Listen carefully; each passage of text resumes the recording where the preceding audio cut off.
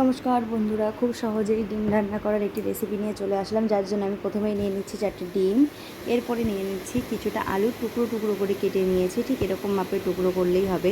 এর সঙ্গে নিয়ে নেব কিছুটা পেঁপে, আর ঘরে একটা পটল ছিল আমার, সেই পটলটাও কিন্তু আমি এর মধ্যে কেটে দিয়ে দিয়েছি। ঠিক একই রকমভাবে এর মধ্যে অন্য রকম সবজিও দেওয়া যেতে পারে, কিন্তু আমি এখানে শুধুমাত্র আলু আর পেঁপেটাই ব্যবহার করছি। এবার আমি দুটো পেঁয়াজ কেটে নিয়েছি, এখানে মাঝারি সাইজের দুটো পেঁয়াজ নিয়ে নিয়েছি। আপনারা যদি চান তাহলে ছোটো সাইজের 4টে নেবেন। আর এখানটায় আদা, লঙ্কা, রসুনটাকে একসঙ্গে পেস্ট করে নিয়েছি। আর তার মধ্যে একটু হলুদ গুঁড়ো, একটু সামান্য একটু শুকনো লঙ্কার গুঁড়ো, একটু মিট মশলা, একটু জিরে গুঁড়ো, একটু ধনে গুঁড়ো একসঙ্গে মিশিয়ে নিয়েছি। এবার কিন্তু আমি এখানে ডিমটা সেদ্ধ করতে বসিয়ে দিয়েছি। এবার ডিমটা আমার সেদ্ধ হতে থাকুক। এভাবে না ডিম রান্না আমাদের বাড়িতে খুব পছন্দ করে। আর আমাদের বাড়িতে আলু ছাড়া অন্য কোনো সবজি বিশেষ খেতেই চায় না, যে কারণে না আমি খুব কলা কৌশল করে না এরকম ডিমের মধ্যে বা মাংসের মধ্যে বা কিছুর মধ্যে একটু পেঁপে বা একটু অন্যরকম সবজি এগুলো কিন্তু আমি অ্যাড করে দিই। এভাবে অ্যাড করে রান্না করলে না সবাই খুব খায়। দেখুন, গল্প করতে করতে আমার ডিমগুলো সেদ্ধ হয়ে গেছে, আর আমি ডিমগুলোকে ছাড়িয়েও নিয়েছি। আর এবার কিন্তু আমি গ্যাসে একটা কড়াই বসিয়ে দেবো, এবং আমি অপেক্ষা করতে থাকবো কড়াইটা গরম হওয়ার। যে কোনো রান্নায় যদি কড়াইটা খুব ভালোভাবে গরম হয় না, আর তেলটা খুব ভালোভাবে গরম হয়, তাহলে কিন্তু কড়াইয়ের তলাটায় লেগে যাওয়ার সম্ভাবনাটা খুবই কম থাকে। এখানে আমার কড়াইটা গরম হয়ে গেছে, আর এবার আমি তেল দিয়ে দিলাম। এখানে আমি ব্যবহার করছি সালোনি কাচ্চিঘানি সর্ষের তেল। আপনারা চাইলে যে কোনো সর্ষের তেল ব্যবহার করতে পারেন। সর্ষের তেলে না এই ধরনের রান্নাগুলো বা বিশেষত বাঙালি রান্নাগুলো সত্যি খুব ভালো হয়। আমার প্রথমে মনে হয়েছিল তেলটা একটু কম হয়ে গেল, তো আমি এখানে আরেকটুখানি তেল কিন্তু অ্যাড করে দিলাম। এবার এই তেলটা গরম হওয়ার অপেক্ষা আমি করব। ততক্ষণে আমি যে ডিমগুলো ছিল ওই ডিমগুলোতে ছোটো ছোটো কাট লাগিয়ে দেবো। এভাবে ছোটো ছোটো কাট লাগিয়ে দেওয়ার ফলে না তরকারির যে ঝাল মশলাটা সেটা না একটু ডিমের মধ্যে খুব ভালোভাবে পৌঁছে যাবে। নাহলে ডিমের মধ্যে না ঠিক কেমন একটা ফ্যাকসা ভাব থাকবে। যাই হোক, এবার ডিমটাকে না আমি তেলটা গরম হয়ে গেছে, ডিমটাকে আমি ভেজে নেব। এই ডিম অনেকে না ডিম ভাজার সময় লবণ হলুদ মাখিয়ে নিতে পারো, আমি এখানে লবণ হলুদ মাখাচ্ছি না, আমি নর্মালি ডিমটাকে ভেজে নিচ্ছি। ডিমটাকে ভাজা হয়ে গেলে একটা বোলের মধ্যে আমি ডিমটাকে তুলে রাখলাম। এবার ওই যে তেলটা ছিল ডিম ভাজা, যে এক্সট্রা তেলটা, ওই তেলের মধ্যে একটু তেজপাতা আর একটু জিরে আমি ফোড়ন দিয়ে দেবো।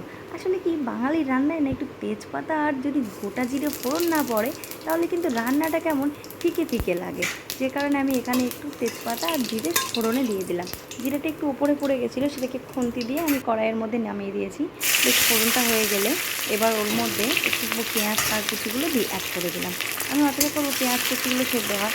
এর মধ্যে একটা ট্রিক বলি, পেঁয়াজ ভাজার সময় যদি কিছুটা নুন দেওয়া হয় তবে কিন্তু পেঁয়াজটা খুব সহজেই নরম হয়ে যায়।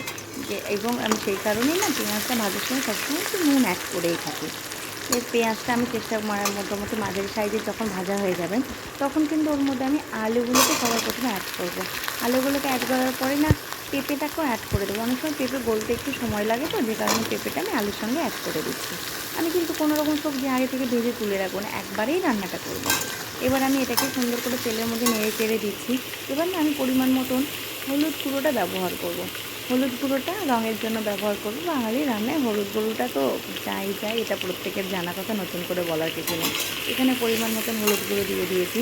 আর নুনটা তো আগেই কিছুটা অ্যাড করেছিলাম, পরে লাগলে আরেকটু অ্যাড করে দেবেন। এবার দেখুন বেশ সুন্দর ভাজা ভাজা হয়ে এসেছে। এই মতো অবস্থায় আমি ঢেকে দেবো। আমি চেষ্টা করব সবজিটা ভাজতে ভাজতে যেন 70% বা 80% নরম হয়ে যায়। এর মধ্যেই কুকিংটা যদি 70% 80% কুক হয়ে যায় সবজিটা, তাহলে কিন্তু ওদিকে ঝোলের টাইমটা আমাকে বেশি খাটাখাটি করতে হবে না। আর এবার আমার দেখুন মোটামুটি ভাজা হয়েছে। অনেকেই না এই ডিম রান্না করতে গেলে না আলুটা আগে থেকে সেদ্ধ করে নেয়। আমি কিন্তু আলুটা আগে থেকে সেদ্ধ করি না। আর আলুটা কিন্তু আমি চেষ্টা করি যে এইভাবে কষিয়েই সেদ্ধটা করার, তাহলে না ফ্লেভারটা অনেকটা ভালো আসে। আলুর মধ্যে যে ফিকে ফিকে ভাবটা থাকে সেটা কিন্তু আর থাকে না। এবার আমি একটু সবজিটাকে না ফাঁকা করে ভেতরে তেলের জায়গাটা করে দিলাম, কেন কি ওই মশলাটা দেওয়ার জন্য। যেহেতু আমি সবজির সঙ্গে মশলাটা অ্যাড করছি, তো এই কারণে তেলের উপরে মশলাটা দিয়ে কিছুক্ষণ অপেক্ষা করে তারপরে সবজিটার সঙ্গে মেশাবো। তাহলে না মশলাটারও কাঁচা গন্ধটা চলে যাবে, আর এদিকে সবজিটাও খুব ভালোভাবে কষানো যাবে। এই দেখুন মশলার কাঁচা গন্ধ চলে গেছে, আর কি সুন্দর আলু আর পেঁপেটা কষানো হয়ে গেছে। এভাবে ট্রাই করে দেখবেন, কোনো রকম কিন্তু ঝঞ্ঝাট হবে না, আর খেতেও একদম সেরা লাগবে। আমি মশলা ধোয়া জলটা এবার অ্যাড করে দিচ্ছি। এবার অপেক্ষা করবো মশলা ধোয়া জলটা শুকোনো। এই যে প্রায় শুকিয়ে এসছে, তখন একটু মিট মশলা দিয়ে দেবো।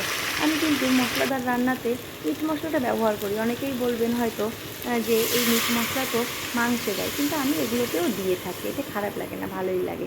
এবার না জল অ্যাড করে দিচ্ছি। আমি যেহেতু গ্রেভি রাখবো সেইটুকু পরিমাণ যে আন্দাজ মতন জল রেখে দিয়ে দিলাম। আপনি যেরকম চান সেরকম দিতেই পারেন, কোনো অসুবিধা নেই। এবার জলটা ফুটে উঠেছে আর আমি ডিমগুলোকে অ্যাড করে দিচ্ছি।